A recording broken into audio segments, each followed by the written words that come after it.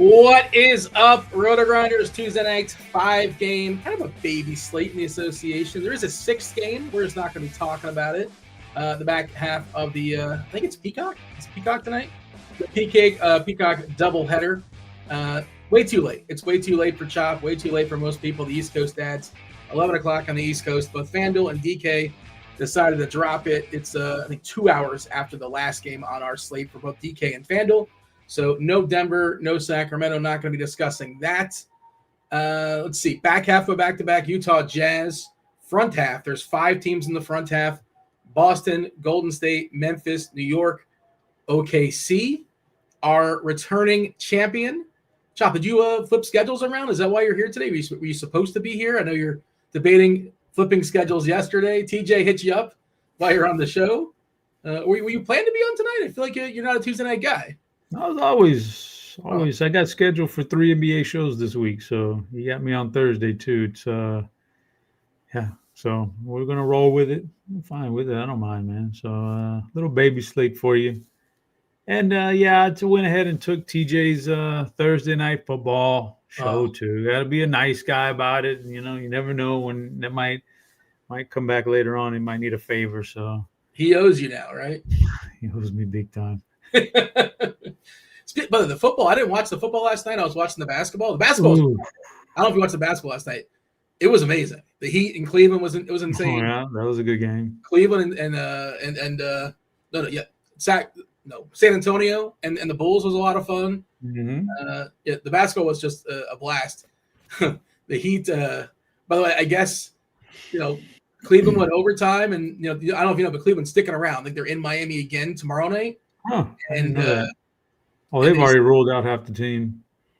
Well, they're in South Beach for 2 days. I mean, they literally already ruled out Mobley and Mitchell for tomorrow. Yeah, I assume there's some parties going on with Cleveland.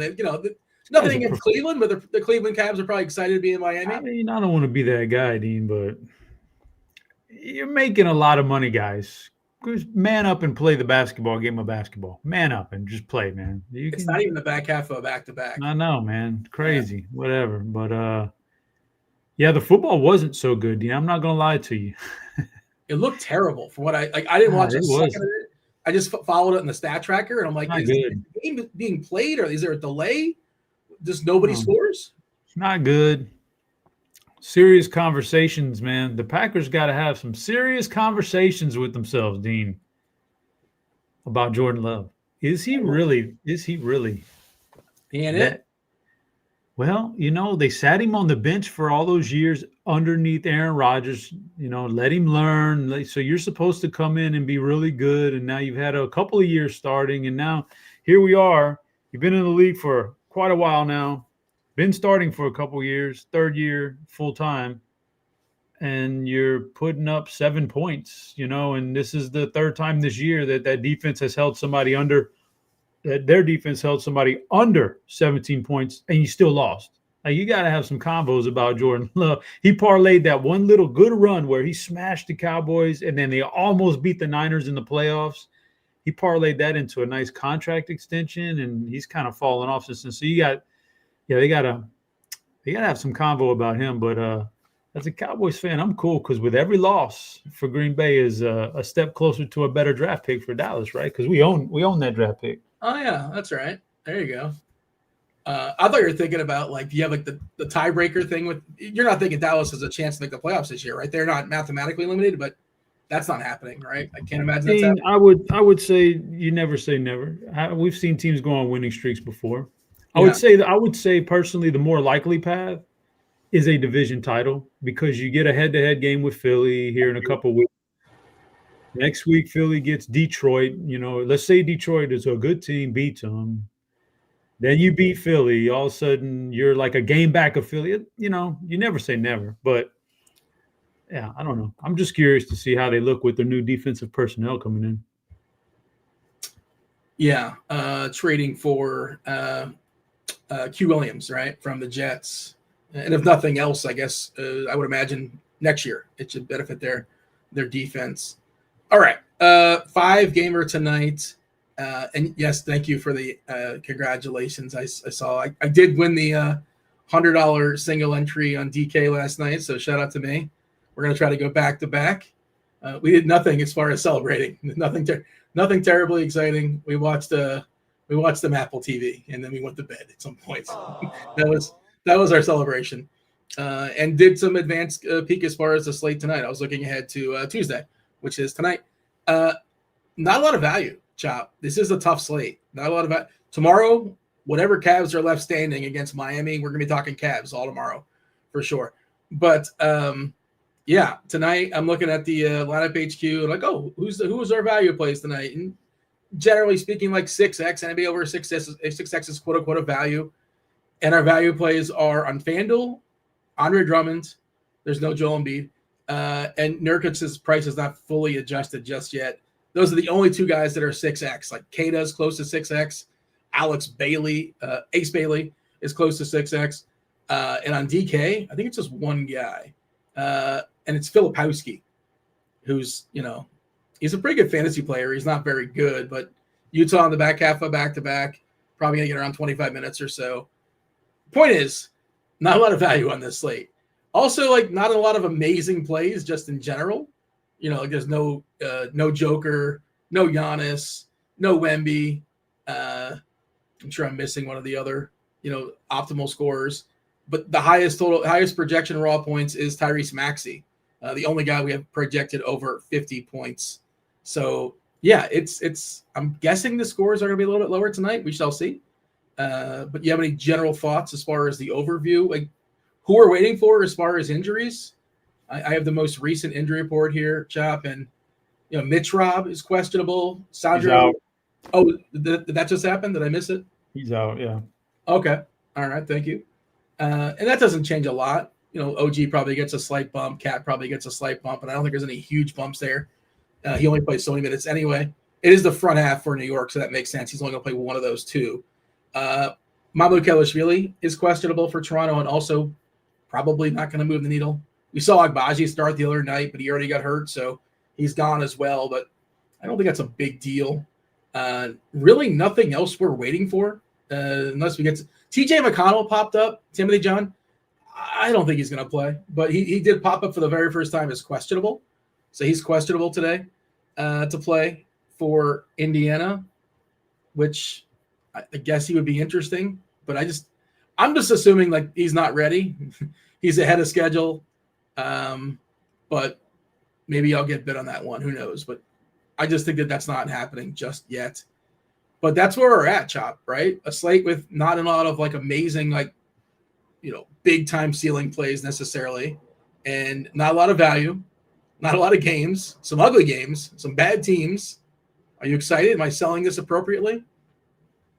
No, you're not selling anything to me, bro. But I'm fine. I'm ready to get back on the horse tonight and see if we can do some damage. And mistakes were made last night, min cashed, but took out, probably the winning lineup, being one of those things, Well, the first 10 minutes left before this thing locked, the lineup had Cade Cunningham in there. You put him at 90. He was 15 for 45 from the field, by the way. He also I thought for sure he was not coming back. He took this big spill on the ground for a couple of minutes. But he had some free throws and he figured it out. They already say he's going to play tomorrow, which is kind of surprising. But yeah, you had Cade. And did you have McCollum as well? I had McCollum in my final lineup, but Cade was there, and then I was like, dang, I don't want three Pistons. So I want Wemby. So let's maneuver some stuff around. So drop Cade, which then I had a little bit of money left over. So I went with the more expensive Heat guy, Wiggins over Jaquez, and Jaquez freaking went crazy. And so just, a lot of tinkering got me to a min cash when it could have been a lot better. So I'm going for it tonight. I got the upside plays. I'm gonna dish out tonight, and we're gonna win this thing, man. Feel good about it. Did you see the last 20 seconds of Miami Cleveland by chance? Like insane. Mitchell had a ridiculous three, and then the Heat just before a previous year where on an inbounds with 0.4 seconds to go, they kind of fooled the defense of Cleveland and had a clear path. I think it was Wiggins actually the dunk. Jovic or probably Larson inbounded it, but I was tilting because I was like, oh no, we're going to get double overtime for Cleveland, Miami, and I didn't have any of those guys on my main lineup that was doing well. So thankfully, we avoided double overtime. But that was a fun basketball game. And I'm telling you, man, the Heat, they are not slowing down. They are not slowing down. They are flying, and they are a fantasy paradise these days. Not just the Heat players, but their opponents. Okay. Anything else, Chop, before we dive in? No. Actually, there is one thing. What? You know, what's that? It's Tuesday, which means what? I hope it's a TV Tuesday and not one of them crazy athlete Tuesdays. You don't like the athlete Tuesdays? No, it doesn't make no sense, man. Fleet Tuesday? A fleet Thursday would be okay. That fits it more. Yeah, so it is a television Tuesday. We're giving away a week free of RG Premium. First clue, get in that Discord channel, RotoGrinders.com/Discord, live stream chat channel. Be the first person to tell me what TV show I'm talking about. The clue is Move. Move is the first clue. Okay, first game, 7:30. You guys didn't realize you didn't piece it together just yet. Yeah, late start. No 7 o'clock games. 7:30, Toronto, the Raptors at Brooklyn. Brooklyn, the worst team in basketball. 231.5 is the total. The Raptors are almost a double-digit favorite on the road. 9.5, 10 points, depending on where you're looking. As far as who's in, as far as who's out in this one, well, Agbaji, he's hurt for Toronto. We mentioned Mamukelashvili, the backup 5. I guess do we even have a thing set up for you, Finn? I guess we get a few more minutes for like Colin Murray Boyles, maybe. I'm not sure. Pirtle can only play so many, I imagine, with his back, so I don't think they would push him too hard. That's of note, I guess. Day'Ron Sharpe is not playing basketball for Brooklyn. Cam Thomas, Day'Ron Sharpe's got a butt, so he can't play. And Cam Thomas, he's got a hamstring, and he's gone for like a month, possibly more. It's going to be a long time until we see Cam Thomas. A lot of shots opening up here. Haywood Highsmith is yet to make his debut. Yegor Yeoman, we're expecting him to continue to start here for Brooklyn, as well as Terrence Mann. Michael Porter Jr. should get a bunch of shots. Clowney and Claxton also starting, the projection starters alongside his fellow Nets. Yeah, we like to pick on Brooklyn. How do you feel about the Raptors and the Nets? Love it. Were you leaning in the mic? I wasn't watching. That's my Bobby Gomes impression. Oh, you're just – is that the end of your analysis? No analysis. Yeah, I like this game. Do I have to fill more time now? I like this game. Okay. Do you want to – No, listen, we're not fake. You know how you do the whole maybe I sit back and wait for these games because they're early and get those stack my late lineups for injury. You don't want to do that with this game. This game looks really, really good on paper, man. And so, yeah, I just feel like this is going to be a big part of my lineup for sure. I don't want to give away my whole lineup to you guys, but man, I'll be surprised if Michael Porter Jr. doesn't make it in that lineup, man. I like Michael Porter Jr. tonight with the various injuries for Brooklyn. Man, Porter's just awesome this year from a fantasy perspective. He spent all those years on Denver where he had a role to play, Dean, and it wasn't wasn't necessarily a fantasy-friendly role, but it was a good real-life role. Well, now he's on a team that's just losing. They don't have any real ambition to win, and he's turning it loose and career high in points, rebounds, assists, everything for Michael Porter Jr. So he's awesome. Love the matchup. I'm firing him up tonight. The two bigs, Claxton, Clowney, perfectly fine here in this matchup too. Brooklyn. Brooklyn, kind of inside funnel, They're kind of tough on the 3-point line, No, that's Toronto. Yeah, Toronto's the funnel kind of defense. So Claxton, Clowney, you can get a little bit on the inside on them, rebounding and points in the paint and stuff. So you're good there. Zaire Williams is kind of jumping out a little bit on some projections. So. Is that good, Chalk? I don't. No, I think he's bad, Chalk. If he's I won't play him, but he's jumping on. I'm just going to point that out. Igor Demon's going to get a little bit more run. Who is that now? Igor Demon. He low key stinks. I wouldn't play him, man. He's not. He leaves a lot to be desired. So, would you believe it's Yeoman? His last name is Yeoman. Yeoman. Yeah. I watched the dude for a whole year at BYU. You telling me it was Yeoman this whole time? Yeah, that's what I'm telling you. I did not know that. I watched the video of him saying it. Yeah. Wow. Okay. Yeah.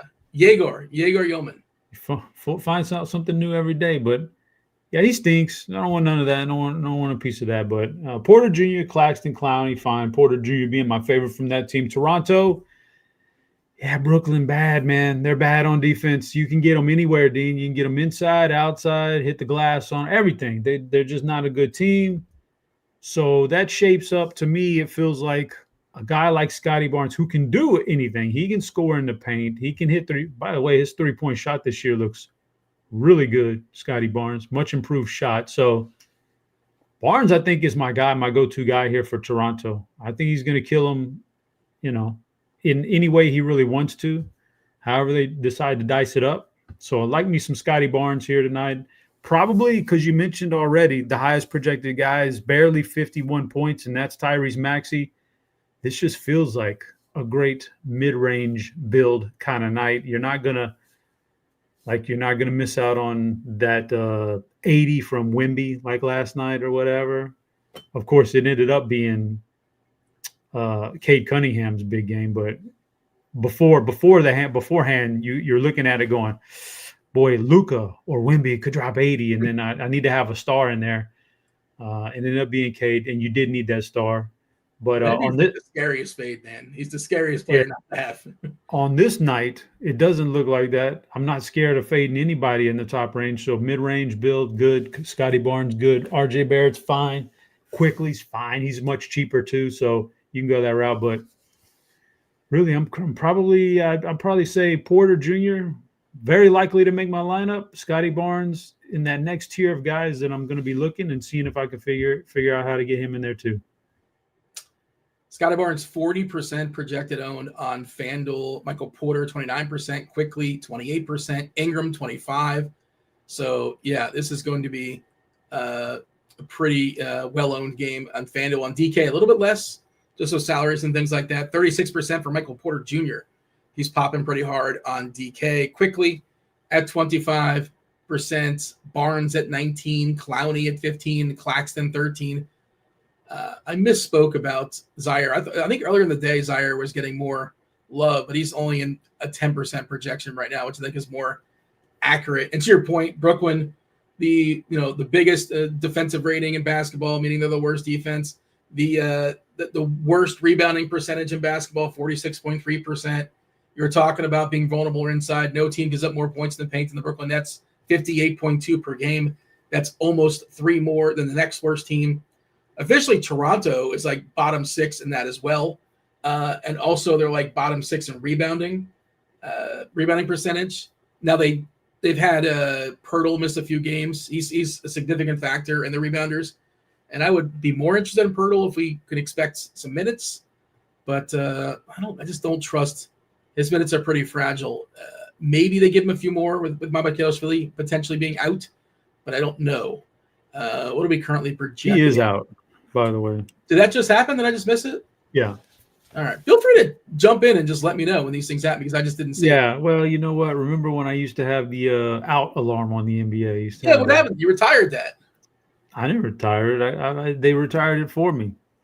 The bosses told you like no more of that? Is that? Well, we can't copyright, man. They don't want to get charged for a copyright on something, man. So, although now that we got AI, I might have to. Oh, I could make my own out music, man. Right? I could AI it up like I did the college football show. There you go. There's a little project for you. Because I don't have enough to do right now with college football and NFL and NBA nightly. Are you being sarcastic or are you being for real? Add some more stuff to the plate, man. I am checking the live stream chat. I noticed, Chop, you did not take a guess. You didn't normally like to play along. Oh, yeah. I forgot about that. You don't have to. You don't have to play. But well, I mean, the first one is usually so off the board. I can't really. It's fair. I like to at least wait for a couple clues, but. You can get your reps in, but yeah. Some guesses coming in here in the Discord channel. And okay, so. Move was the first clue. Yeah. Second clue. Family ties. Family ties. Why would you guess family ties? Just because? Alex P. Keaton. I don't remember much about that show, but I don't remember how it would. Michael J. Fox was the star of the show, and he moves a lot now. He filmed at the same time he filmed Back to the Future. He didn't sleep for 3 months. Yeah, so chip is the second clue. Move and chip. Somebody actually guessed Family Matters, Full House, Doctor Who, Frasier, Exercise with Jack LaLanne. That's a great guess. I didn't know that was the name of that show. So You Think You Can Dance? That's a really good guess as well. All right, yeah, some guesses coming on through. Family Ties was guessed here. I don't know if that's a joke or not, but somebody just wrote in Family Ties. Maybe they have the show on delay or something. Okay. But yeah, we want to give away a week free of RG Premium. I do want to mention, if you're playing NBA DFS, you're still relying on box scores, you're already behind. Shot quality gives you the most predictive data in basketball, breaking down every shot in the show to show you what should have gone in, not just what did actually go in. Right now, you can grab a free 3-day trial just by heading, there's a link. There's a link in the description.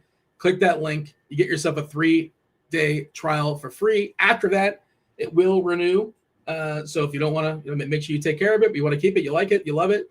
It's $39.99 going forward. Don't play blind. Play smarter with shot quality. And it's also integrated in the lineup HQ. It's just as simple as a click. We have our projections, and then you just move right at the top. I don't know if producer Steve can show it off or not, but it's super, super simple. It says RG NBA projections, and right below it, it'll show you the shot quality, advanced analytics projections as well, if that's what you want to use as far as your projections.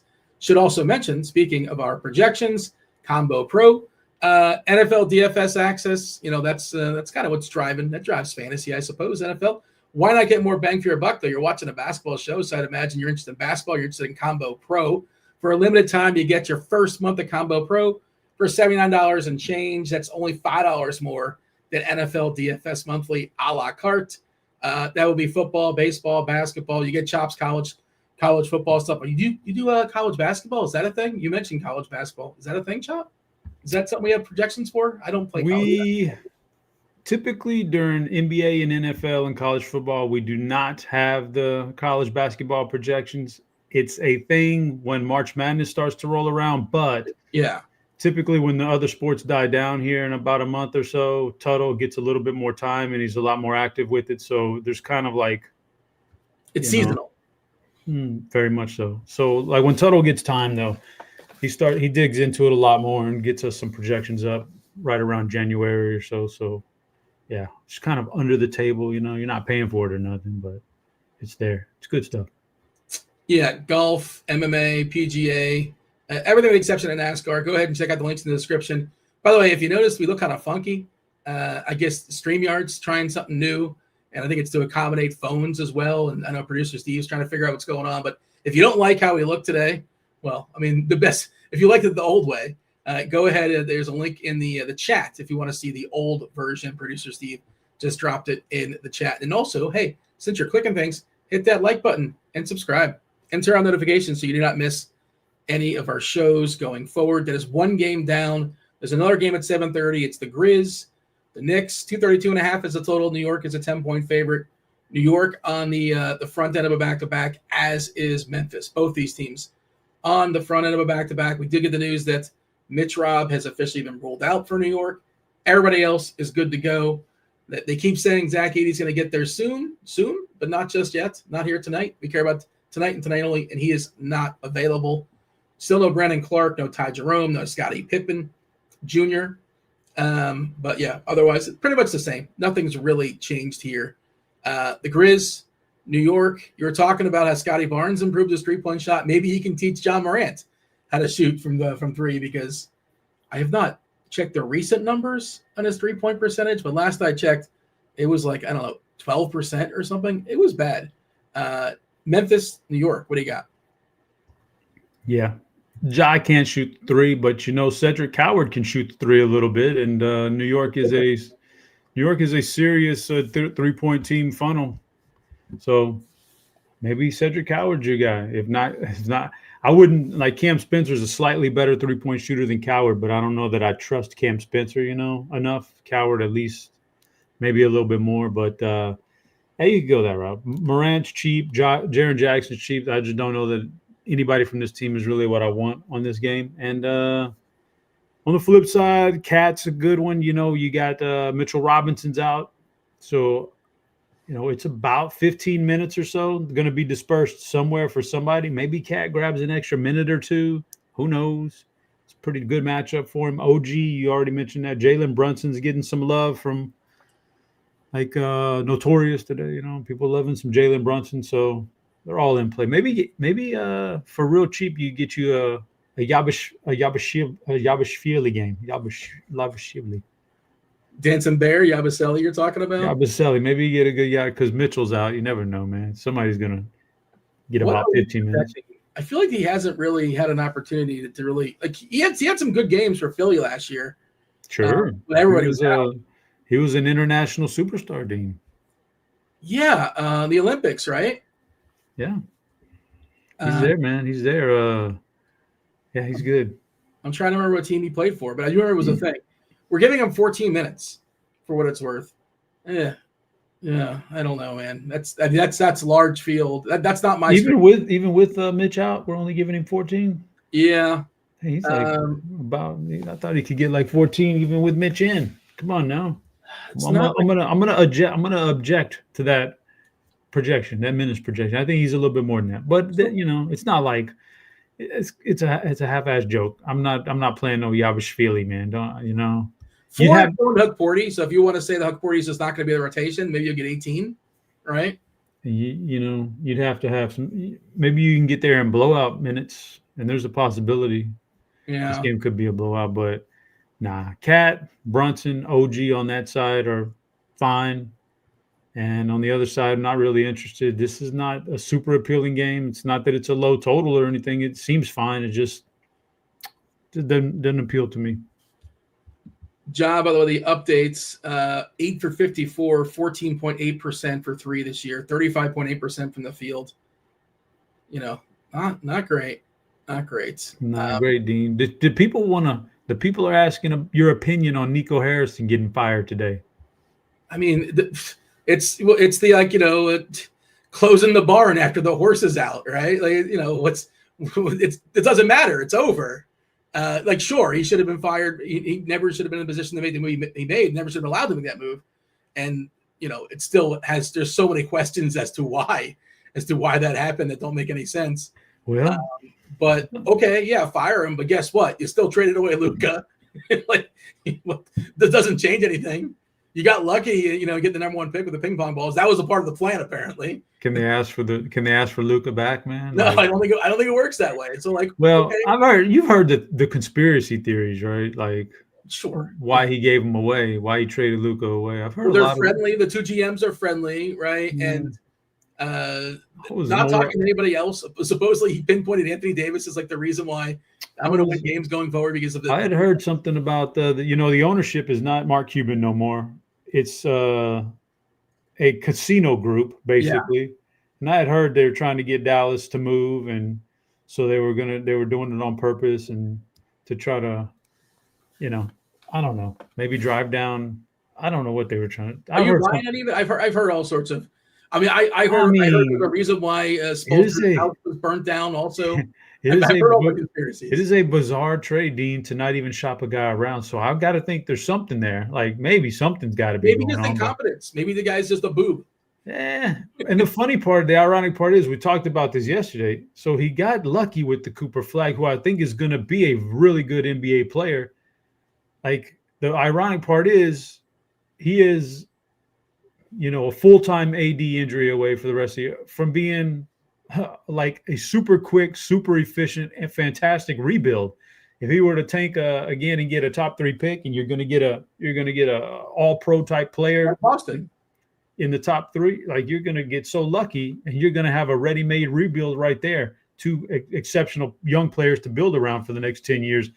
That's the ironic part is he's going to get bailed out on it. But I don't like when incompetence gets rewarded, and it feels like that's what happened here. Even though they still have to live with, probably one of the worst trades of our lifetime.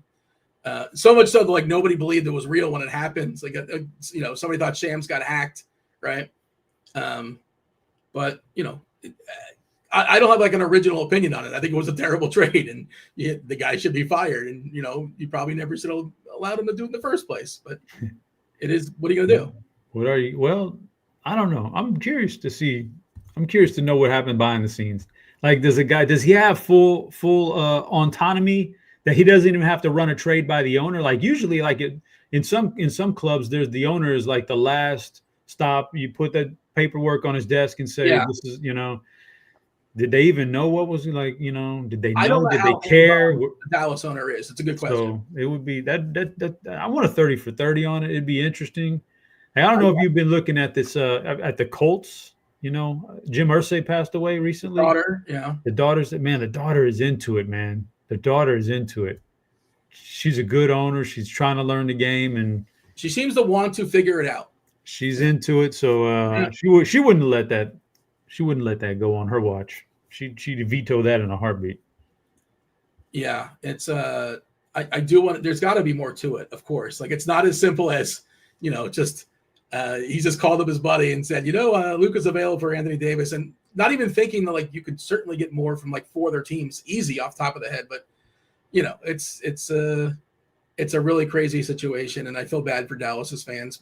Mark Cuban said many years ago when he was the owner of Dallas, I think somebody asked him like who would he rather keep if he had to get rid of one, his wife or Luka, and I think he said like he couldn't really answer. Like Cuban never would have traded away Luka.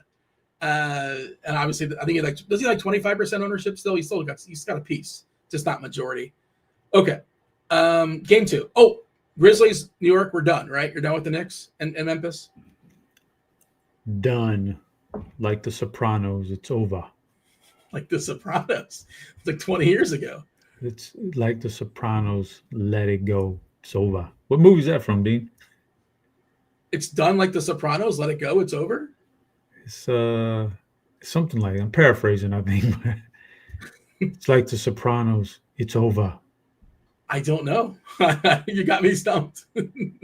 Ask AI and get back to me because I don't know. I can't quite piece that together, unfortunately. Somebody in chat's going, no. I'll give you the third clue, Chuck. Oh, good one.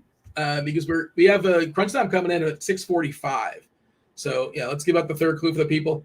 Move and Chip are the first two. You guessed Westworld and Fixer Upper. It's neither of those. The third clue, maybe this will help you, maybe it won't. It's Cliff. Cliff is the third clue.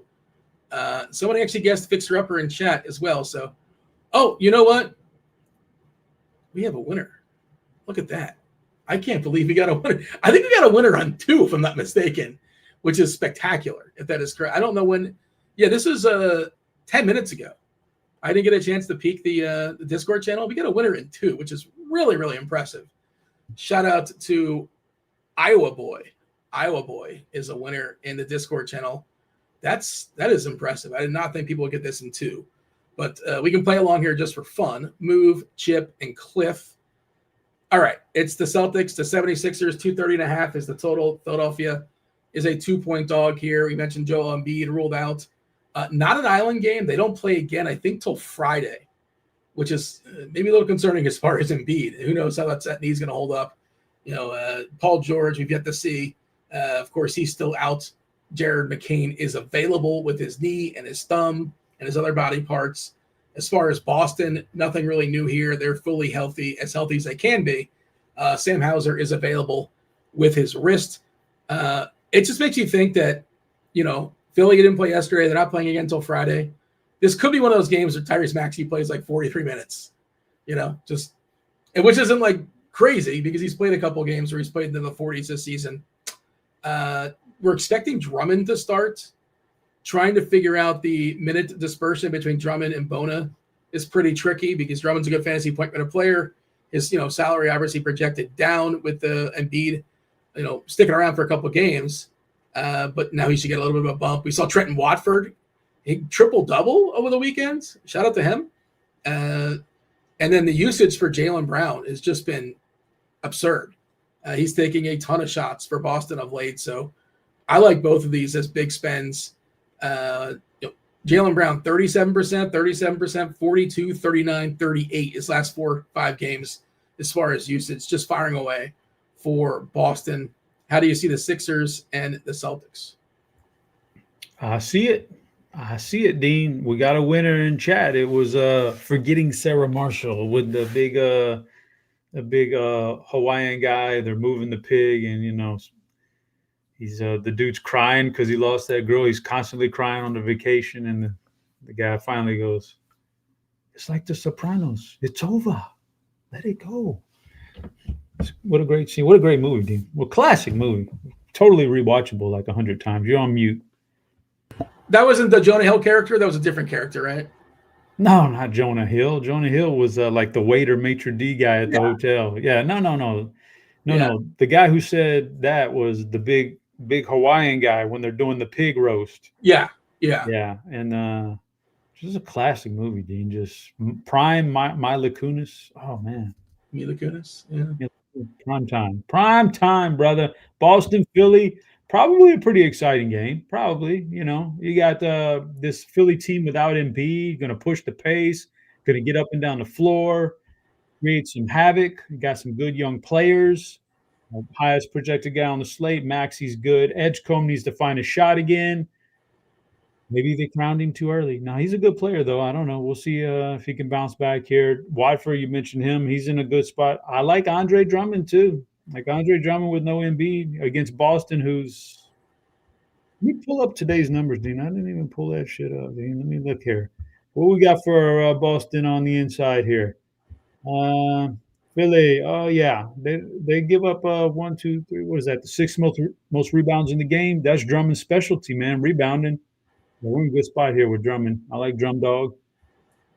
Oubre is always a threat. That's a good spot. This is a good team right there. Anybody you want to piece together there, run it back with, like, man, what is there? There's like 4 guys, 5 guys you could take on Boston. I think they're all play. You said Jaylen Brown, good mid-range guy, 8,500. Derek White, hadn't been great, but he's picked it up better lately, so he's in play. Pritchard's price up a little too high for me, but I get it. His role is fantastic. Simons, if he hits his 3-point shots, he's a phenomenal play. That's what you're hoping for. So, yeah, they've got good players all over this game. It's actually, I think, without Embiid, I think this is a pretty solid game stack because I think there's a lot more pace in this game without Embiid. Yeah, and that's what Boston needs, Chop, is pace because this season, Boston is the 2nd slowest team in basketball, just ahead of the very old and very slow LA Clippers. So they have to play up in the pace. And I do agree. The absence of Embiid should make – I have not run the numbers on it, but I presume Philly plays a little bit faster when Embiid's off the court. They're 18th for what it's worth as a team collectively when it comes to pace. I don't mess with – I haven't really messed with the bigs for Boston essentially all season long. You can play Keita if you want. The Minot thing is really fragile. I think we saw with Jordan Walsh. I'm not sure. I think that's the one who closed last game. They went smaller. It's just too wishy-washy, and it's just unnecessary to mess with. I really want to focus on, if I'm playing Boston, Brown if I have the money, of course, Pritchard, White. Keita, a little bit more solid than Minot, but it's not worth – what was the squeeze and the juice? It's not worth it. Squeeze and the juice, brother. Yeah. Dean, real quick, Dean.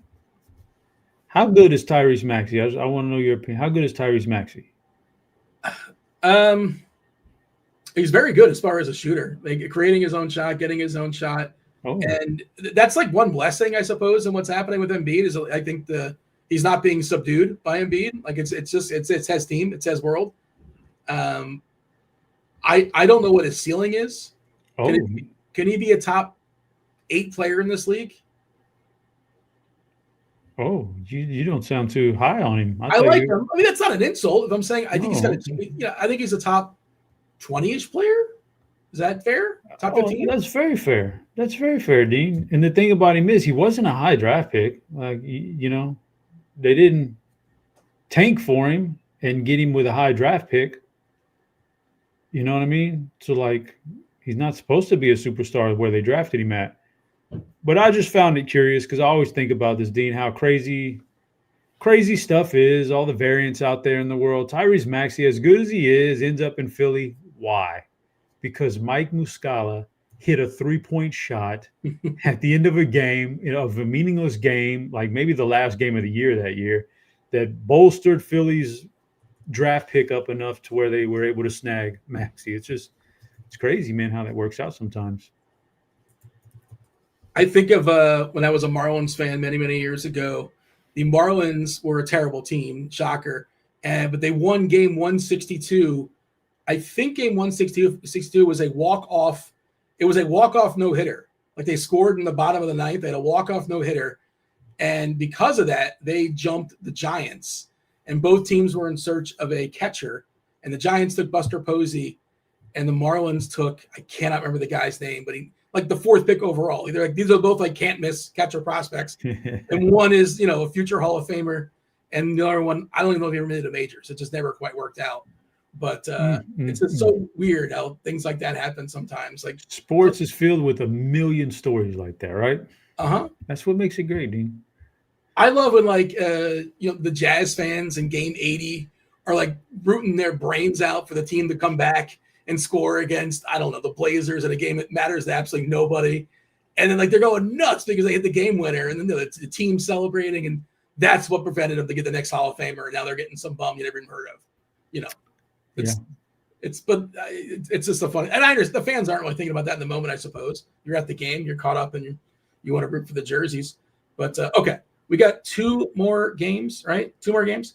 We're not talking Denver, we're not talking Sacramento. What was your answer on Maxey? Do you think he's how good he could be? I'm curious. Did you have a thought? Seems pretty good. I mean, there's just he was like I want to say he was taken in the 20s. Somebody can correct me if I'm wrong, but I think it was a great draft pick. So what's the ultimate ceiling? I don't know. For a guy to be really good in my book, I need an all-around game. I would prefer a little bit of defense. I don't need you to get hunted in the playoffs, Yeah. And so I don't know how that's going to all play out. But, yeah, he's really good. And every time I think of Maxey with Philly, I think Muscala. A guy hit a shot which altered the the course of NBA history more or less, because Maxey ends up somewhere else. So you never know. But 2 games left. We got this, Dean. We got plenty of time. Oh, Dean, I heard a rule the other day. Speaking of NBA draft, how would you feel about this one, Dean? To try to prevent a little bit of tanking, just a little bit of tanking. Try to prevent it. A team cannot have back-to-back years with a number 1 draft pick. I'm fine with that. Yeah. I mean, there's another one that they talk about is like the wheel, where like it's just like every single year it's rotating it's just kind of random. I don't know if you've looked into that one as well. I don't know how to beat tanking. And the thing is, in basketball, unlike some other sports where one player can significantly change the franchise like for the next 10 years, which is why you don't trade away players like Luka. You have that one player, you trade him away. Like, the value of Victor Wembanyama to the Spurs is like, I don't know, $500 million. Like, it's an insane amount of money, how much money he's worth for that franchise. Right. They were saying the Luka trade might have cost Dallas $1 billion, and it's not like necessarily hyperbolic.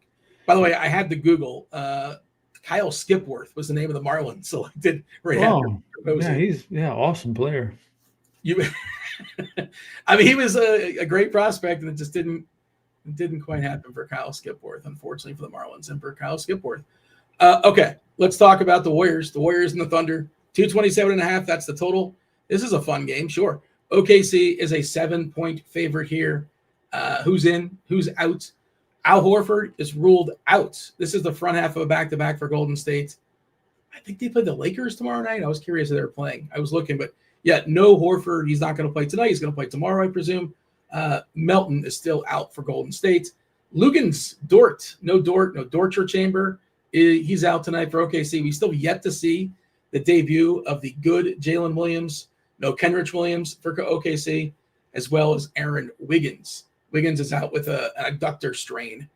How do you see the Thunder and the Warriors? Steph is off the injury report. He was without. He did not play due to illness. Was it a game or 2 games? I know he missed at least 1 game due to illness, but now off the injury report. What do you got, Warriors and Thunder?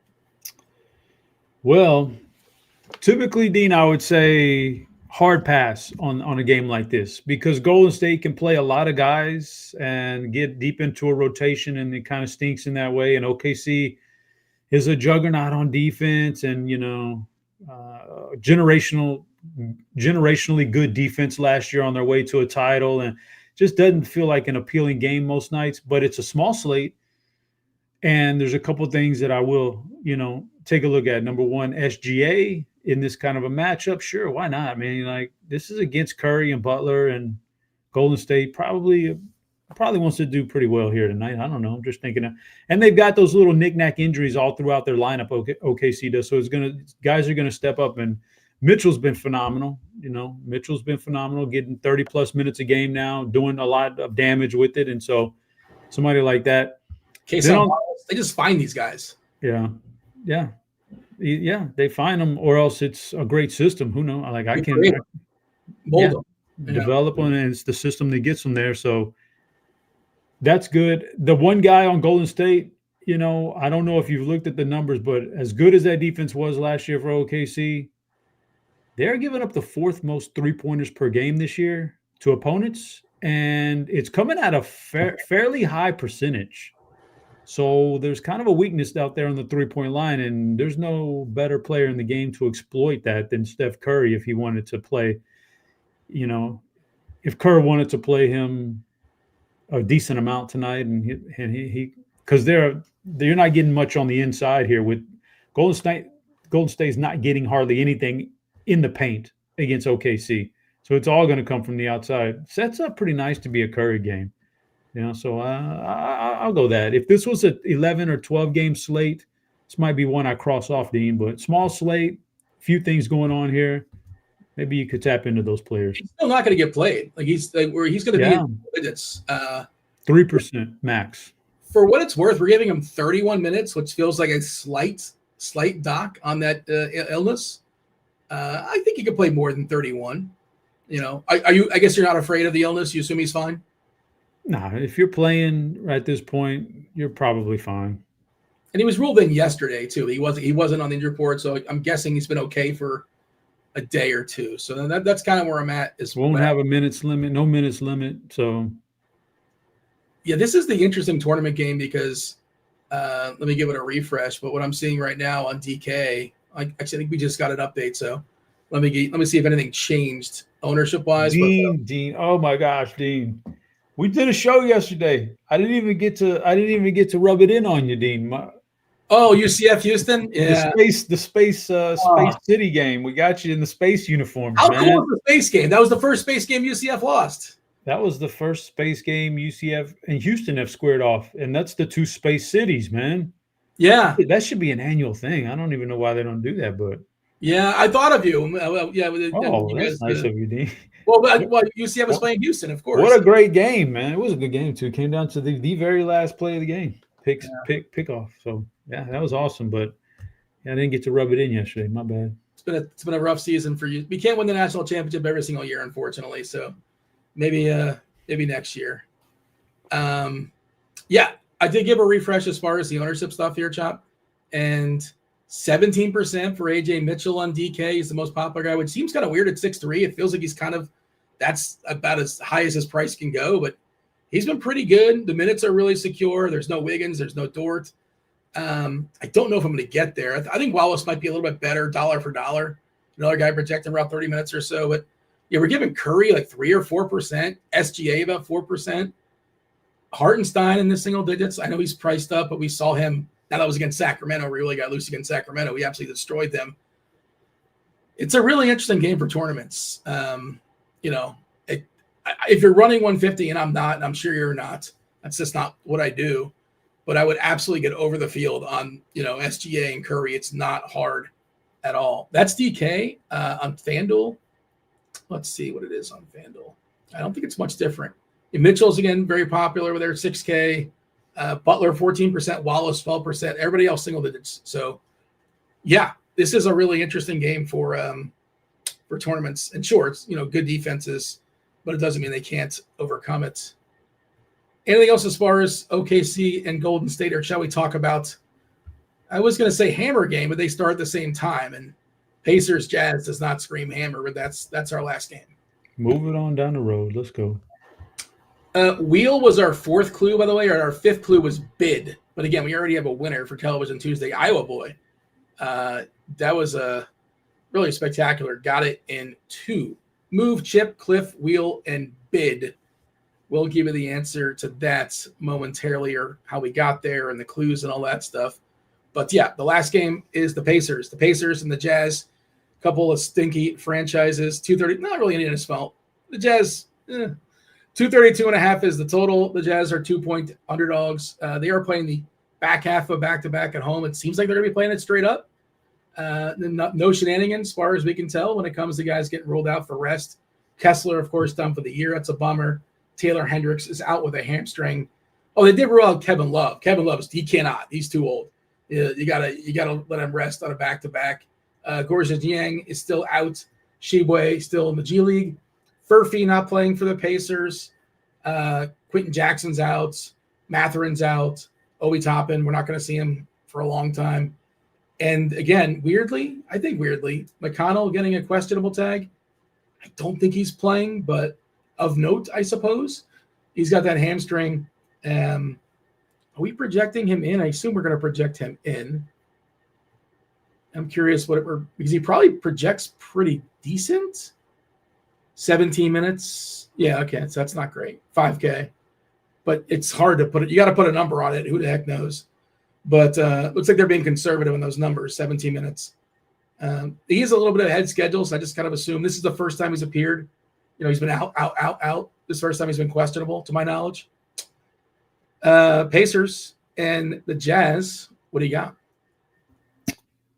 Tough season for the Pacers, man. But, to be expected when everything happened to them that happened to them. So, yeah, they're in a pretty good matchup here. Siakam's fantastic. You could definitely play Siakam. Nembhard, okay. Nesmith, okay. I'm not really loving that Jarris Walker price, and the other guys below that aren't really jumping off the page to me. Utah is where you're going to get a lot of guys popping out in projections and optimals. You got not so much Markkanen, but he's a high projected guy, mid-range build, good matchup. Markkanen's good. Keontae George is where we start picking up some steam in optimals and projections. So Keontae George, he's okay. Going to get a big projection, good price tag. Nurkic, Kessler out, and he's the man now. So on a per-minute basis, he's always been awesome. He's going to get a few minutes, and that's that. Filipowski is okay. Ace Bailey's going to end up in some optimals, but I'm not as much into those two young guys as I am George or Nurkic or even Markkanen in GPPs. But yeah, they're all in play right there. They're fine. It's a good game, decent game environment. I'm sure I asked before, Chop, but are you in on Ace Bailey? I know you're No. Oh no.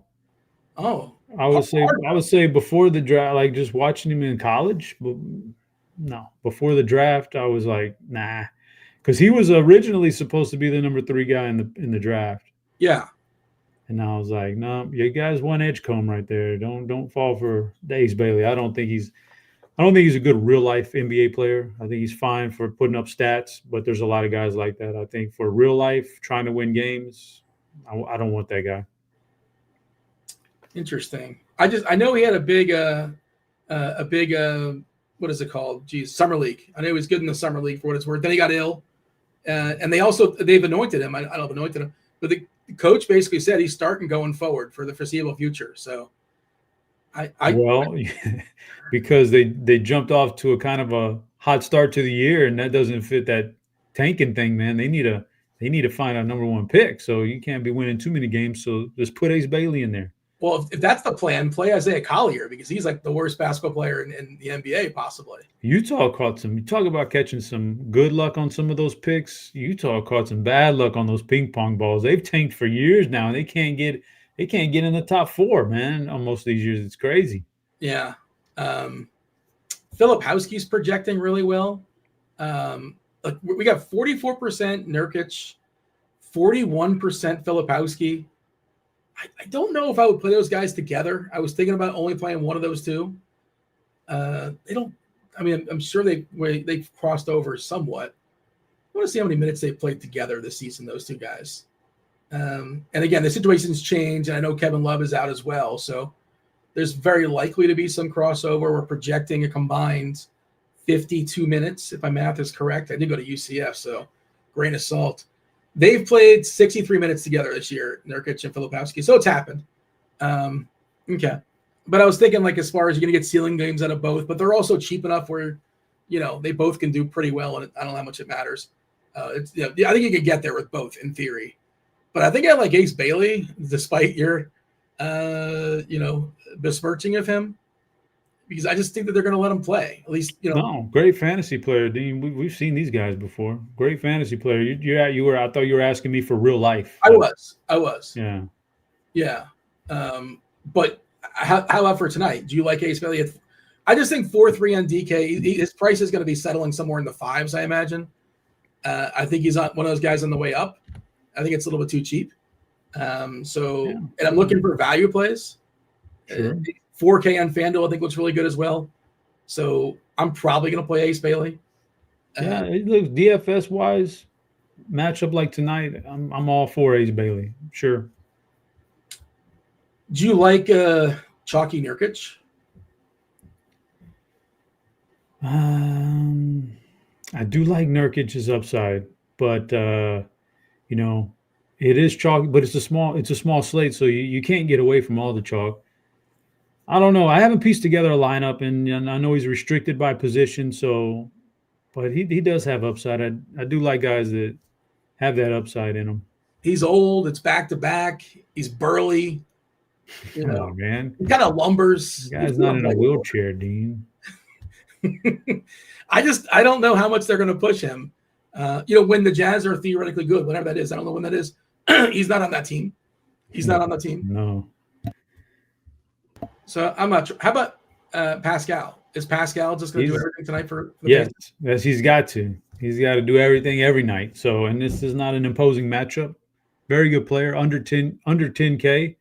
And there is Dean, there's a path where you look at him, just like Cade Cunningham last night. He's not going to drop 96, but there's a path where you look and go, okay, that could definitely be the highest scoring player on the slate.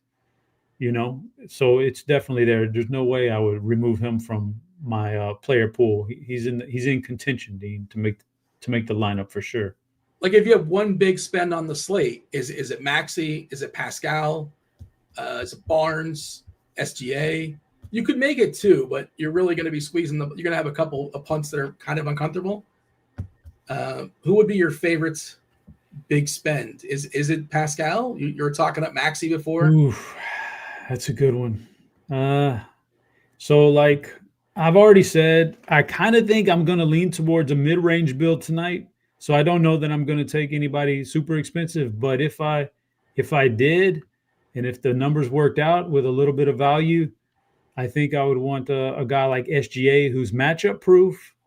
And I think this is the kind of game where this is not just him going against Brooklyn on a Tuesday night.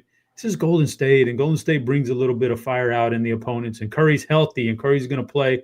He's going to line up next to Curry and, maybe want to show off a little bit. So probably SGA, but Pascal has great upside.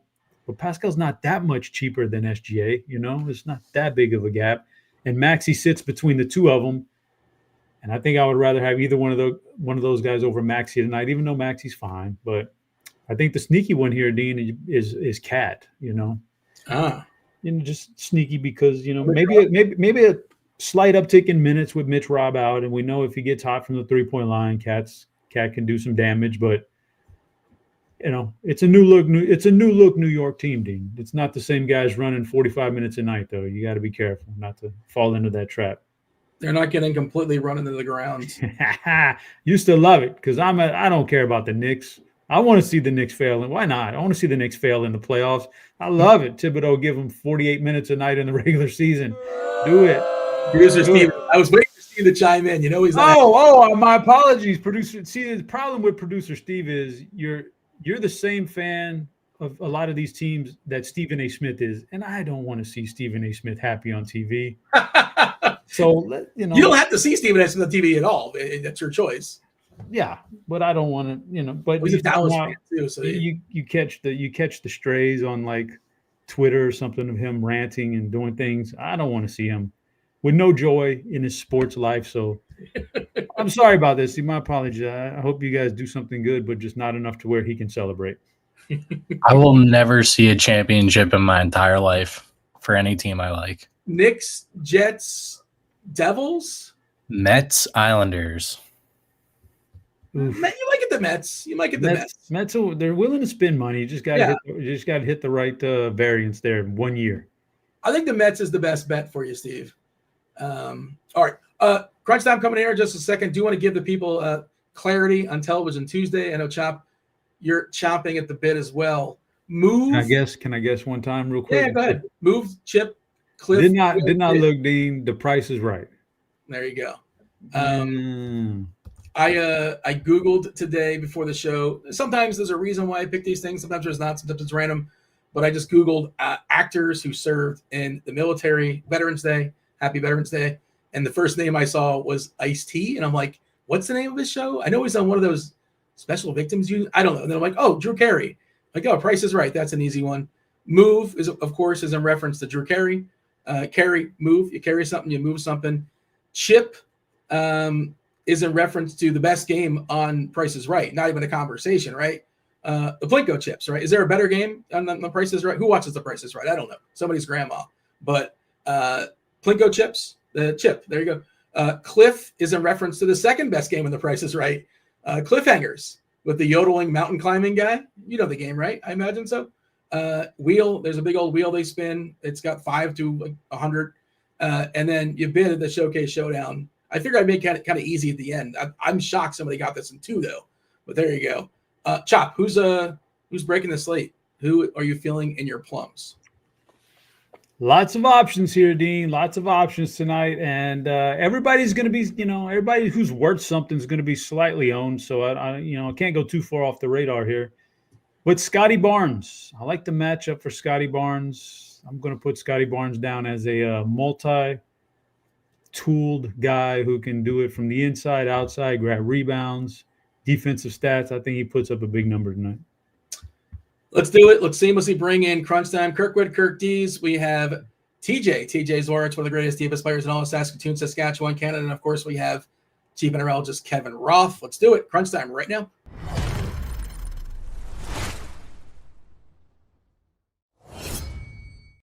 Is somebody going to tell me I'm wrong? Is somebody going to fight me? The greatest game on The Price is Right is Plinko, right? There's nothing close. Anybody else have a hot take on Price is Right? Plinko? Yes? I think you're correct. The one where they just do like what the over under on the price of various things. That's a good one. Numbers game or something it was called? Yeah, I don't know what it's called, but that one's kind of fun. What was the last time I couldn't tell you the last time. I like knowing it's there. I'm happy it's there, but I haven't watched it and God knows. I have no clue. 5 to 10 years, yeah. Yeah. TJ got a fresh fade, I believe. So Kirkwood, this is the fresh fade cut of the night. TJ Zwarych. We got to play TJ in our lineups, and then Kirkwood. Are we okay? Kirkwood, you doing all right? Well, he's muted on top of masks. He's masked and muted. It's a bad combo. I'm glad you asked, Dean. I'm here in my house, and my kid had got hand, foot, and mouth disease today. Oh. And so I'm scared to death. It says it's extremely contagious. I don't know if you've had a kid who's had it or Chop, but I'm sitting. This is how I'm going around my house right now. It's already too late for you. Sorry. I got bad news, bud. Yeah. If you were gonna get it, you'd have already gotten it. Yeah. But you get it before you're supposed to get it after the kid. No, he got it today. So today? Okay, you'll know in the next 2 days if you're screwed or not. But like if you are going to get it, you probably already would have started the process already. It's not great. Also, if you have chicken pox already, it's probably fine. What was that? No, it's probably going to be fine, but I don't want rash all over me, and I got a huge doctor's appointment that I want to go to tomorrow. So, yeah, but you don't want it. Dean, have you ever gotten the old hand, foot, and mouth disease? It's good times. Not to my knowledge. That's typically from kids, right? Yeah. So yeah. The older you get, the less likely you are to contract. I've heard bad things, so I'm not interested. I'm not. The joys of parenthood, right there. Everybody watching in the stream is reconsidering their future thoughts of being a parent. That's it. That's what teeters you over. The foot and mouth disease. That's enough to. Yeah, that's pretty gross. Second thought. Google it. Google it, and that'll really. You'll be careful from then on. I'll give it a Google. Do I want to see images or just read the stories? Images. Oh, Yeah. Oh, I'll take pictures and send them to you, Dean. It's like Googling Evan Fournier. Remember never Google? I said that to my doctor today, and to the doctor, and he had no idea what I said. Never mind. I didn't want to get into it. You took a shot. Not an Evan Fournier fan. Maybe he's a sports fan, and you knew. But all right, myself and Chop are going to see ourselves out. Do hit that like button. Do subscribe. Turn on those notifications. Do not go anywhere. You got almost 40 minutes of crunch time with Kevin Roth. Roth, take it away. Good stuff. As always, welcome to it. Ladies and gents, we know the drill. It's crunch time with two of the sharpest minds in the industry. You are not here for our hand, foot, and mouth takes. You are here for our hoops takes. And we got plenty of that as well. TJ in the chat, Ruthless Villain says, TJ looks like he's auditioning for Peaky Blinders. And you do, but you also look awesome, I must say. I mean, I have always been told that I kind of look like a combination of Cillian Murphy and Tom Hardy. By your wife? Like who? I was thinking Brad Pitt and Beckham, but right. Yeah, that's fair too. Those are lofty comparisons, but you do look sharp with the fresh cut. How you doing, man? How you feeling about the slate? Doing well. Feel good about the slate. I am admittedly a little sleepy. I'm a little tired today. I was out and about all day, and I have just kind of feel like I'm a bit of a fool. My whole household was sick, and then I started getting sick, and then I had like one really good night's sleep, and I was like, I'm fine now. I'm good to go. Let's live normally. And now I'm just kind of starting to feel it again, like, ooh, maybe that was stupid. Maybe I got to tone it down a little bit, relax. So gonna hopefully, as soon as this is all done, have a nice relaxing night, watch some basketball, maybe watch a little Stranger Things. I'm trying to do a binge rewatch before the new season comes out. So looking forward to a nice chill evening. Man, that's a lot of dedication. Juice says, babyface, you do look, again, I'm reminded that you're actually only 17 years old. Yeah. And now, when you with the fresh cut, I do see it. Kirkdiese in the house as well. Sorry about the hand, foot, and mouth, man. Yeah, and I was supposed to have my Supercuts haircut today too. That I couldn't go to, so I'm in rough shape. Over the day was you. Yeah. How you feeling about the slate? We're gonna win some money or what? I like the slate. I entered some lineups. I got some takes. I like it. I like this nice and small, condensed. I'm so glad they both sites left off the 11 p.m. game. Yeah. So kudos to them. And I like the slate. Yeah. Nobody wants that late game. Let's dive into it because we do have only 35 minutes here until lock. So let's start off, TJ, a general overview from you. And then Kirk, I'm going to have you walk us through FanDuel point guard after that. Yeah, small little slate. We're not really waiting on any news anymore, I don't think. Like TJ McConnell, I think, has a cute tag, but he hasn't played all season, and he's not going to likely be back tonight. And so nothing we're really waiting on from a news standpoint, knock on wood, small slate, 5 games. I think there's only 1, maybe 2 games on the slate that should be like enjoyable real life basketball games, but we got some big spreads, a couple tight ones at the end, a few teams that are dealing with some injuries. It's fun and spread out. Like there's nothing I think that's for a 5-game slate. There's nothing that's egregiously chalky. We're probably not going to have a player that like crosses 50% owned today. Okay. That sounds kind of fun. Also, the chat is debating. They put the over under at 30 years on you. I thought you were 29, but I might be making that up. I'm 32. Oh shit. Oh, you look good. All right. Good job. Okay. Kirkdiese, FanDuel point guard. What do you got? FanDuel point guard. Okay, so first, let me also just want to add in for the overview. Like the reason why every game looks kind of good, it's because they're all similar totals too. So it's when you're really just going to get to pick and choose. And yeah, there's some big spreads here, but I think that may take people away from like the Brooklyn Toronto game. But if that game can stay competitive, it could there could be a lot of fantasy goodness in there. So point guard, my favorite since Embiid news dropped. Surprise, surprise, the guy's out again. Maxey is he's my favorite play, period, on the slate. It's just you're talking 42 minutes of Maxey in a game against the Celtics, which is probably very competitive. It's already done well, and they've already played a couple times. And so he's my favorite point guard. I also just going to note when I'm playing him, I love running it back with Jaylen Brown. The usage rate is just so high. It's just elite level. And they could go back and forth in this one. So I like that. Shea, obviously SGA is up there where he's the top stud on the slate. Game against Golden State's pretty good defense, but he's done really well against them in the past. So it's probably a pretty big game, OKC versus Golden State. So definitely like the upside there. Nembhard is my next favorite, especially if TJ McConnell doesn't end up suiting up, which we don't have the news on yet, I don't believe. But he's just too cheap for the role that he's going to have in this game. So I like that. Then my next favorite is Emmanuel Quickly, who's finally starting to play well. He's got 2 solid games, the last 2. The confidence is up. He looks good. The usage rate has been fine. And it's facing Brooklyn. So it's a cupcake defensive matchup. There's worried about blowout concerns, or they're like 10-point favorites, but 10.5-point favorites. But I like him, and I like, correlating him with Claxton at the center position or MPJ. So I think Brooklyn can hang in this one, but we'll see. And then from there, I think John Morant projects well. So I get it. I like him. It's about time. He's got to start hitting some threes. He's one of the worst 3-point shooters in the league right now. And but the usage is insane. A couple games ago, he had 40% usage. So he's in play. So you figure out if you want to play him or not. But he is cheap if we can get that. If he can get things right and start playing good ball. And then Jalen Brunson, right around the same price at 8,400 is in play. But that's pretty much everyone for me.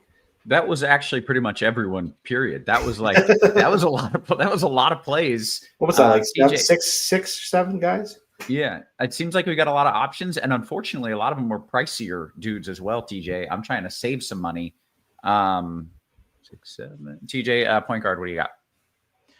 Point guard, probably not where you're saving that salary today. We're going to find other positions to be able to do that. And I'm with Kirkdiese, Tyrese, especially on FanDuel where he's only 10K.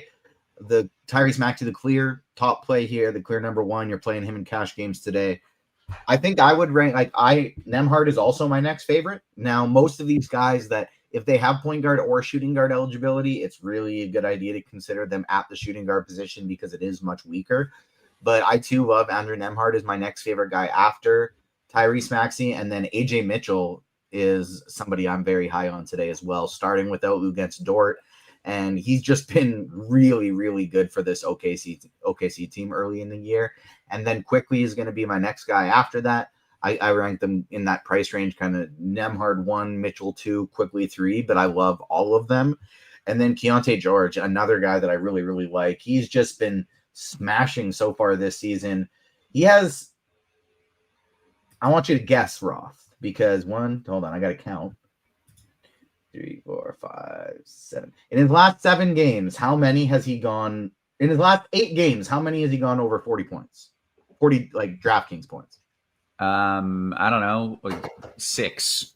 Keontae freaking George. Yeah, no, he's really good. Yeah, in 40 points, or at least 40 DK points in 6 of his last 8 games. He's been balling for them, and so the prices haven't adjusted. I don't think the projection systems have really adjusted, and so.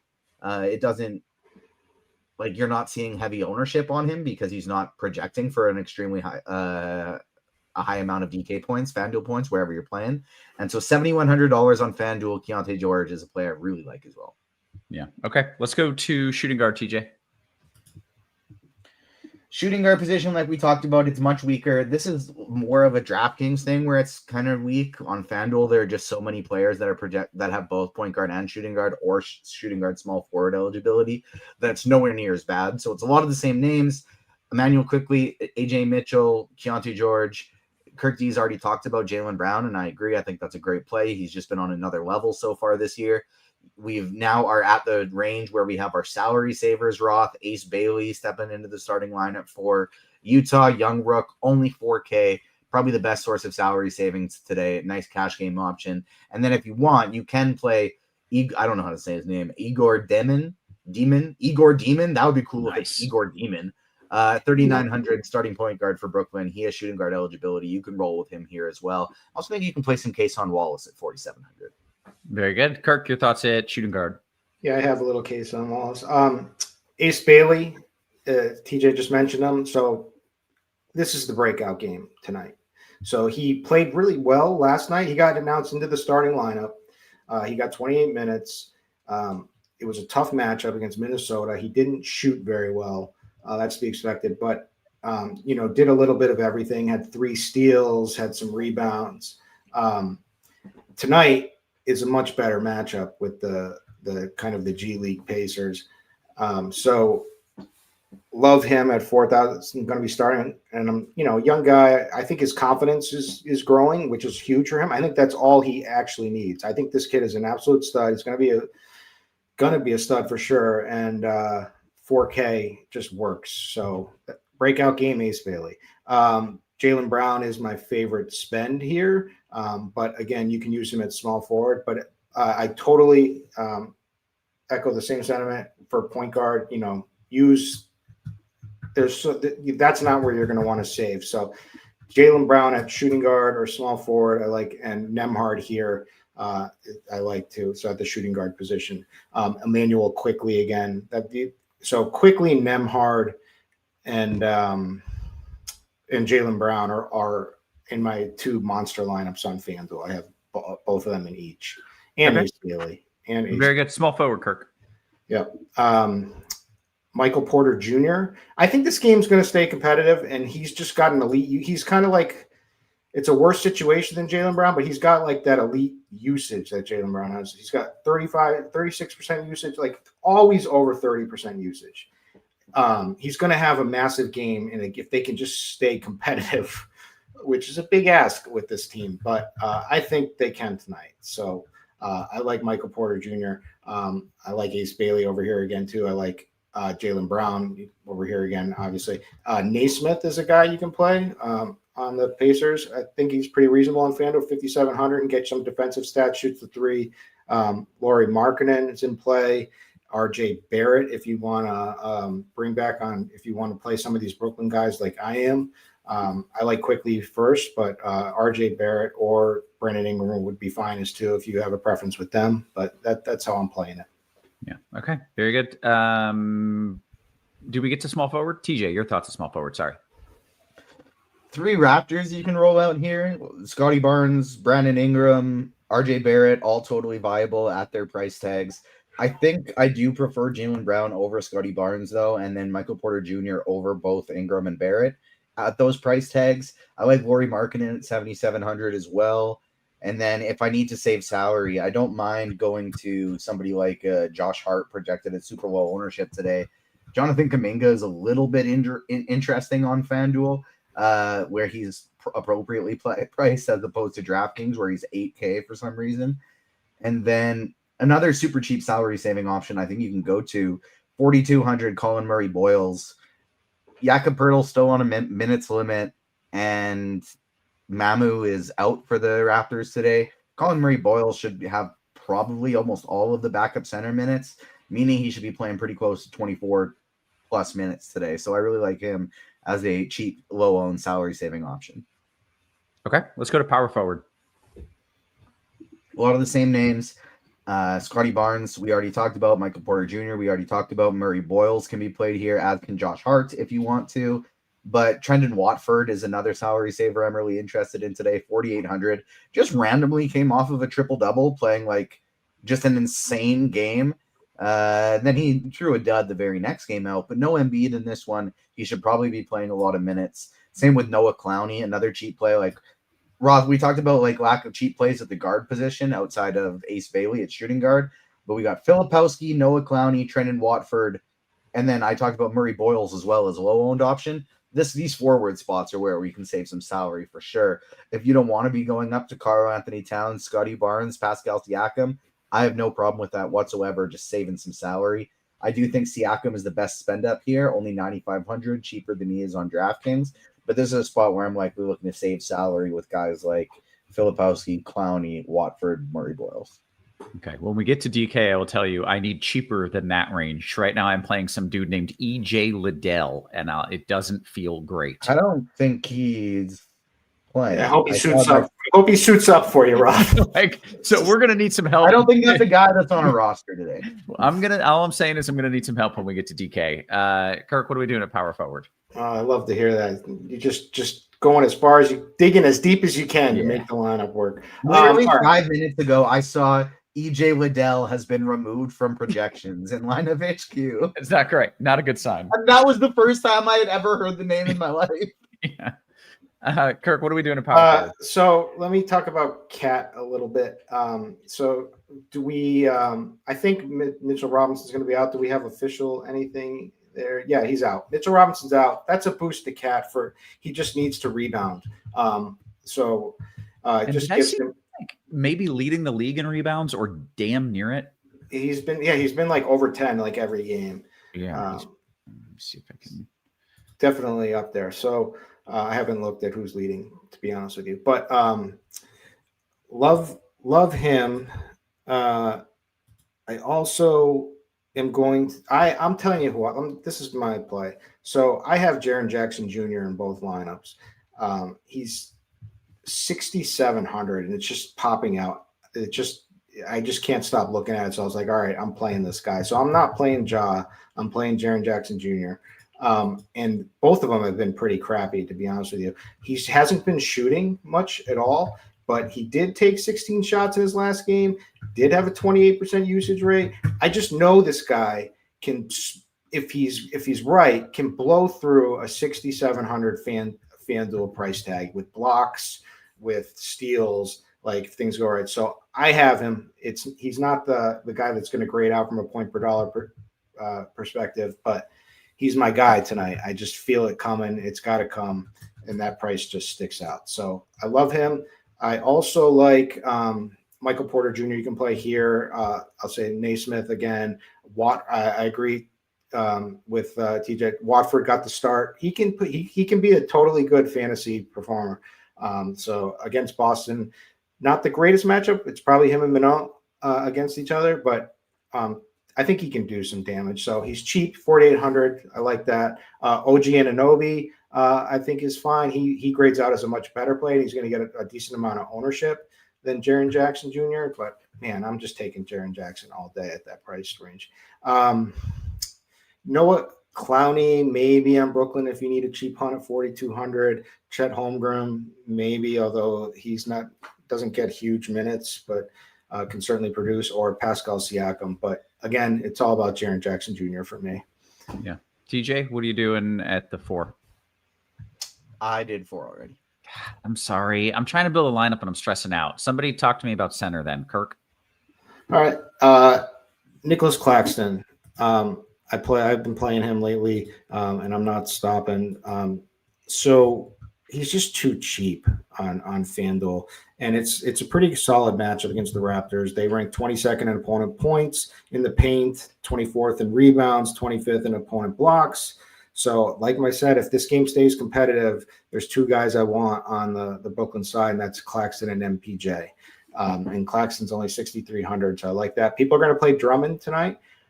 I don't think he smashed it. He's highest variance as you get, right? Like he can be awesome or he can be totally horrendous. I don't think the Celtics, this is the matchup for him. Maybe I'm wrong, and he hasn't done anything in their matchups already. Even obviously Embiid played, but he was on minutes limits.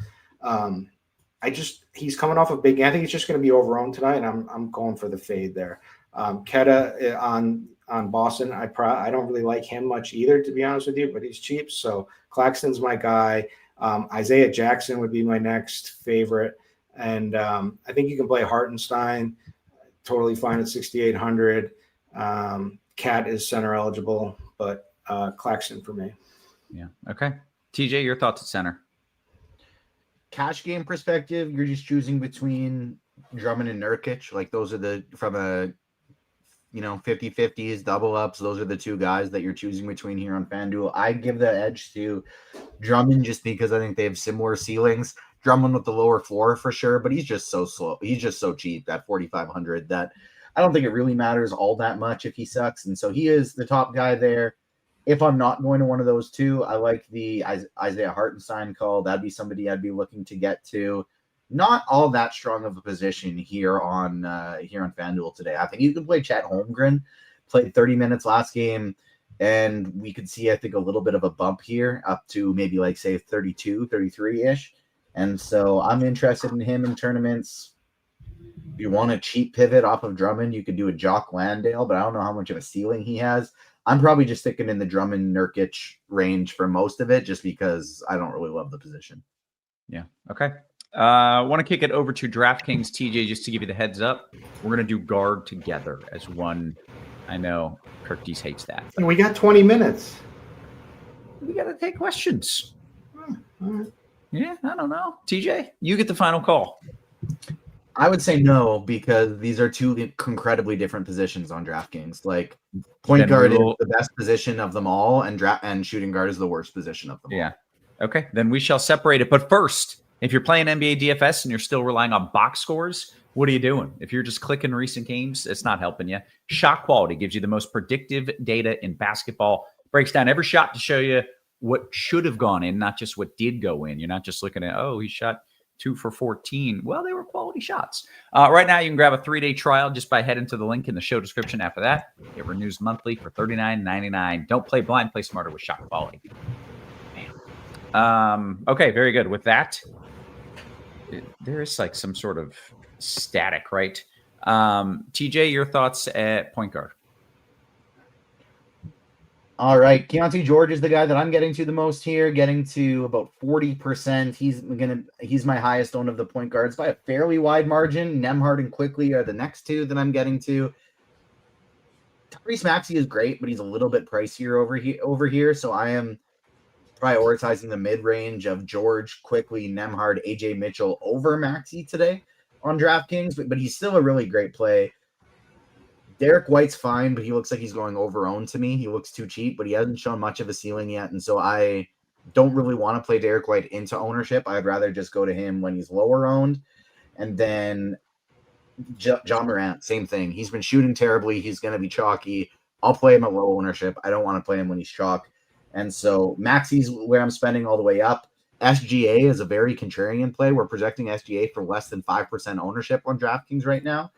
But my favorite is the mid-range. George, Quickly, Nembhard, Mitchell. Okay, very good. Kirk, your thoughts at point? Yeah. They just announced Shamet starting, so I might have to remove my guy. But hold on. Tyrese Maxey, I still think he's the top overall play, but now you look at it, and he's only 500 less than SGA. And so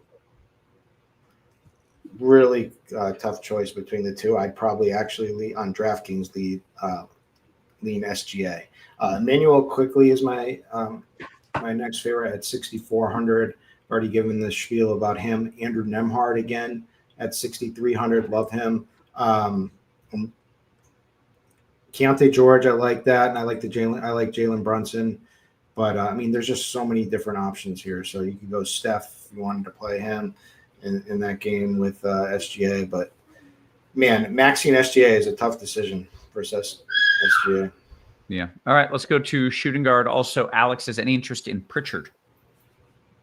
Yeah, a little bit, especially here at the shooting guard position, which is a little weaker. He's only 6,100. He's fine. I love Ace Bailey. I've already said this is the breakout night for him. 4,300 is nice. RJ Barrett is projecting decently well here against Brooklyn. Wouldn't be surprised if he has a big game, but I do prefer Quickly over him, but I still get the merit of playing him. I don't know. Cason Wallace, just because he's going to see minutes, he's going to have to guard Steph. Could be good, could be bad for him. Just trying to see some others. Yeah, that's all I really like. And Keontae George is probably the best play on the shooting guard side. Okay, TJ, shooting guard. I was giggling because Kirkdiese, you're saying like I gotta find others to name, but you've already named more than are in my pool for MME. I think it's just a really, really gross position. Yeah. It's Ace Bailey. Like that's the guy here. He's gonna be cheap, but he's not gonna be anywhere near as chalky as he should be, I think. And so Ace Bailey, the guy. Some low-owned options I'm getting to a fair amount. Cedric Coward, Jordan Clarkson, Anthony Simons. But Ace Bailey, saving some salary, is the guy here if you're not playing Keontae George. But I want to play both. Sure. Okay, small forward, TJ. Actually, I joked about how bad shooting guard is and how small my pool is. My small forward pool is even smaller than my shooting guard pool. Jaylen Brown, Michael Porter Jr., the two guys I'm getting in almost all of my lineups. Cedric Coward, you can play here at small forward as well. I really like him for tournaments. OG Anunoby, Brandon Ingram, Josh Hart, all in my pool, but they fall below Jaylen Brown, Michael Porter for me. Those 6 players, the only ones in my pool. Kirk. Okay, small forward. Yep. MPJ and Jaylen Brown. Those are my guys tonight. I think you can play Josh Hart for his price at $5,400. He's fine. I think OG Anunoby is fine. I think Aaron Naismith again is fine.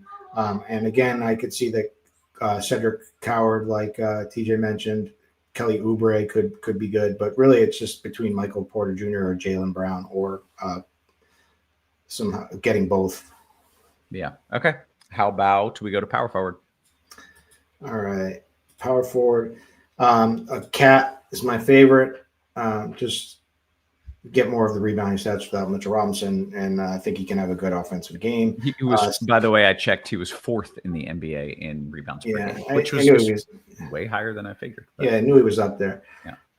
Scotty Barnes probably makes the most sense from if you want to shoot for the high ceiling for against the Brooklyn guys. Just the stat stuffer, 8,400, probably has a really solid game here. I think you still can play Trendon Watford, although he's not starting. That's the guy I got to figure out if I'm going to take out on FanDuel or not. Kyle, there's another punt here. Filipowski for Utah is only 4K. Should get a decent amount of minutes here, 20, 22, 23, 24 somewhere, and should be able to provide some nice value for 4K if you need it. And I know Roth, you're always looking for value. That's about Laurie marketing, but that's about it. Yeah. Okay. TJ, your thoughts at the 4? You are muted. I thought you were just talking. Where to did you see that Watford wasn't starting, Kirkdiese? I thought I heard that. I read that. Did I read that wrong? Hold on. I don't think we've seen a 76er starting lineup yet. Okay, I read something wrong. Okay. My bad. Power forward for me, Watford is my highest owned guy here. I'm getting to him an absolute ton. He's just super nice and cheap. I'm not getting to the spend ups very often at this position, so I'll be underweight on Scotty Barnes, Siakam, and Karl Anthony Towns. Still playing them, but not near as much as I'm getting to the cheap options of Watford, Filipowski, Noah Clowney. Those are my favorite options, but I'm still getting some like Aldama and Josh Hart as well. But Watford, Filipowski, Clowney are the 3 guys I'm going to here. Yeah. Okay. Go to the center spot, TJ. Center for me, I'm getting to a lot of Andre Drummond, about 60%. I prefer him over Nurkic. He's just super duper cheap, and so I'm going to be rolling with him.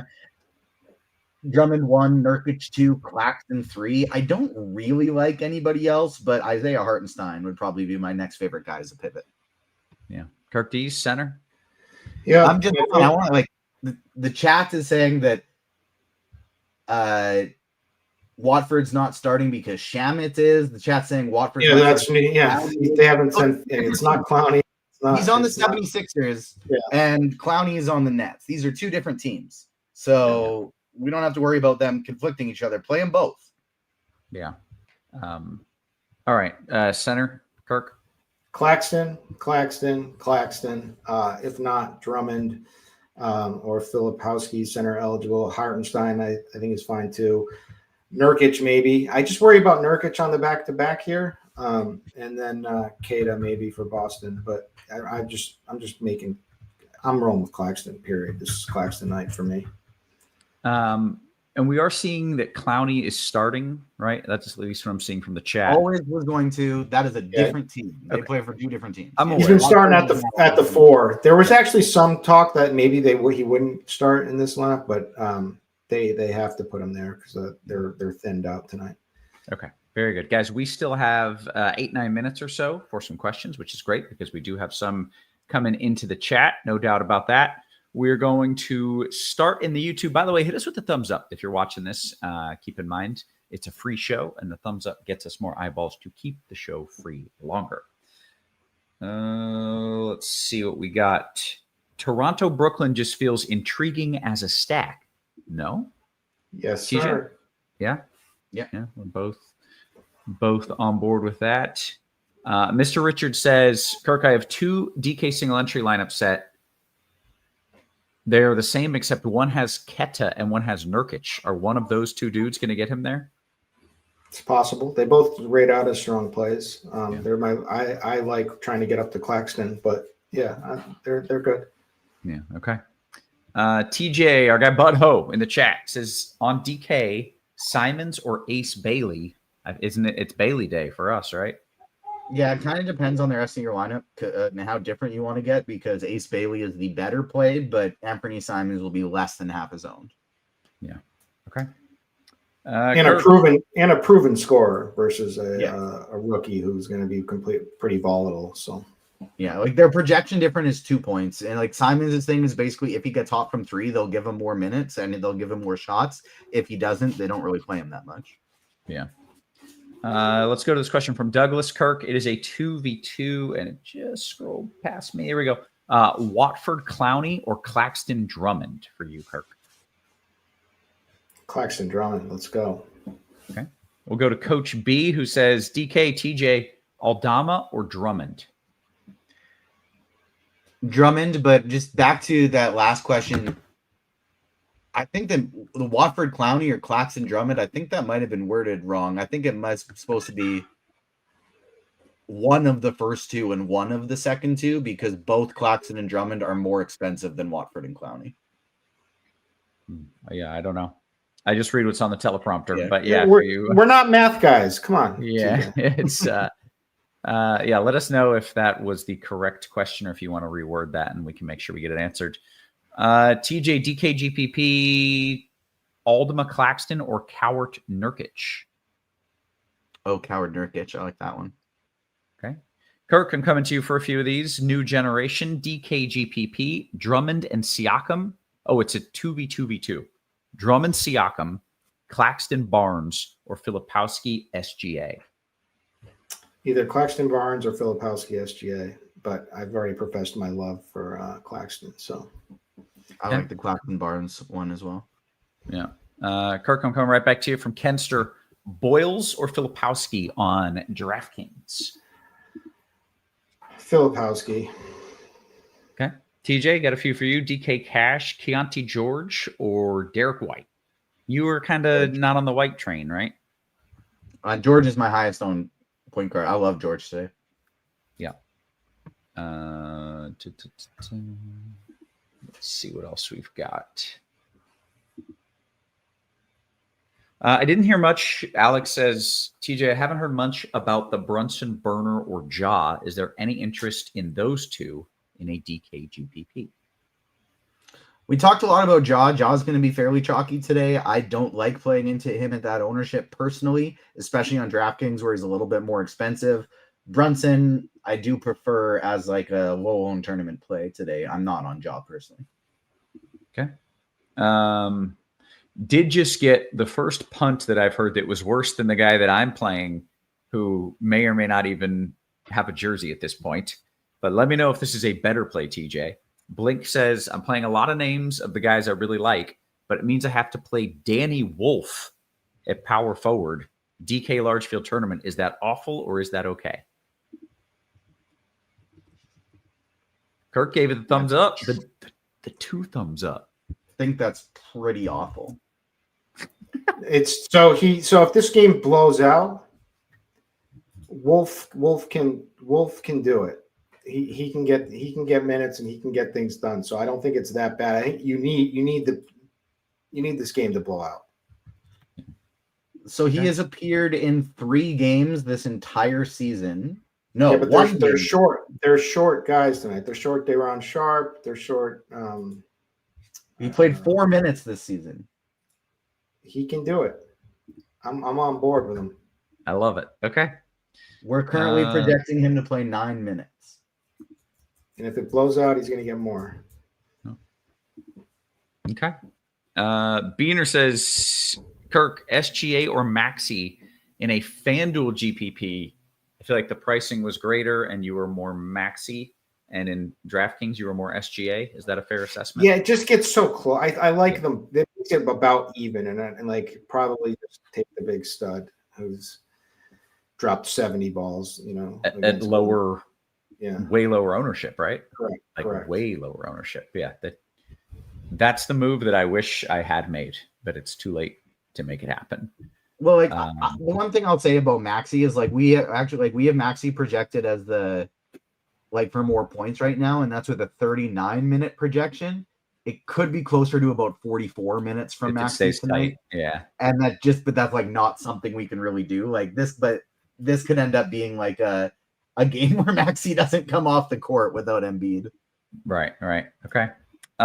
Quick note: golf show coming up in 18 minutes. We have an awesome golf team at RotoGrinders. Really, really good content on the golf side of things. So make sure that you are tuning in for that. I guess that means I got to make a golf forecast tomorrow. I don't know where they're at. A few more questions in the YouTube chat. Alex says Kirk will streak. Oh, he'll streak the Garden if Wolf gets there tonight. Yeah, howling the whole way. just bare chested. Just. Yeah. He can score. He lit up the G League. He's if this game blows out, I'm telling you, he's going to play decent minutes. Sometimes you just need that guy that has that upside. He's min price. That's my Cam Whitmore. Every night I play him because I'm like, I know he smashed the other night. But Cam Whitmore gets on the court. Yeah, it's a difference. You got to look at how thin they are tonight, TJ. They have 12 guys dressing. Tell me who can play power forward center. Nick Claxton, Noah Clowney, Zaire Williams, Jalen Wilson, Danny Wolf. Yeah, Danny. I think Danny Wolf is the first man off the bench. Howl it up. DK, TJ, Cowart, Filipowski, or Nembhard and Vince Williams. One more time, sorry. It's Coward and Filipowski or Nembhard and Vince Williams. Coward, Filipowski. And scrolling down. Is Garza going to get any minutes tonight? Yeah, a little bit. Why are we punting with all of these guys? Like, Roth, why do you have these people in your lineup? Why do you There's no Giannis Antetokounmpo, Luka Doncic, Victor Wembanyama. You don't need it's because you're spending up and you're getting Maxi and then you're running it back with Brown. And now you want some of those other good mid-range guys. And then all of a sudden you've got like 4K left at every spot. Shamet at 3,300. Yeah, they're good plays at 4K. No Shamet. Don't play Shamet. He's telling you, Roth. He's telling you to play Shamet. I can't wait for Wolf this to be the Wolf night. I can't wait. Actually, then I lose my line. Then I lose because I'm playing that this game's going to stay close. So it's counterproductive. Let's see, Shamet or Garza, TJ. No. You have to do one. I don't think I do. Isn't Shamet starting at 3,300? Jordan Clarkson. Okay, your answer to Shamet or Garza is Jordan Clarkson? Yeah. Okay. Let's see. Now we're talking Wolf Garza combo for the win in the chat. Yeah. It's spicy. Howling the whole night. All right. Hey, we have done it. We hit the lock. I will most certainly be keeping an eye on this game and for some dude named Wolf just to see how that goes. You're just gonna be I'm gonna watch the entire Raptor game just like you're gonna be watching the fourth. You're gonna have to pull it up in the fourth quarter. This guy's gonna get 16 minutes, put up 32 fantasy points, and I'm gonna look like the biggest asshole ever. It's gonna be great. Or I've got him for 12 minutes as opposed to 9. Or he might just literally not play at all. Like those are both very possible. No, they called him up for a reason. Either way, it's going to be fun because boy, that is a wide range of outcomes there. Anyways, if the Slate hadn't already locked, I was going to put him in one lineup of my 150, but now it's too late. I mean, come on, you win, you get to go woo. That's worth it. Yeah, the howl is worth it alone.